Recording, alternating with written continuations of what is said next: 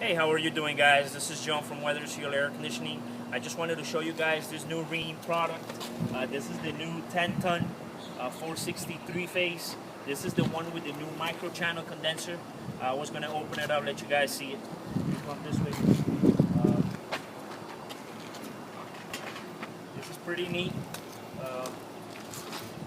Get a little closer, you get to get a peek on it. This is a 10-ton. Usually they come two circuits, but this is the one with a one circuit. It only has one compressor. Also, let's open the evaporator. On this unit, the evaporator is still all copper. If you come this way, you'll be able to see it. I'll get to turn it on so you guys could hear it. It's a really nice unit.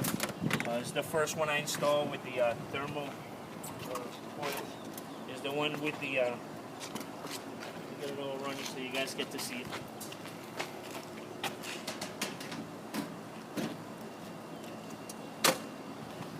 Probably has a small delay. You guys get to see it all in there.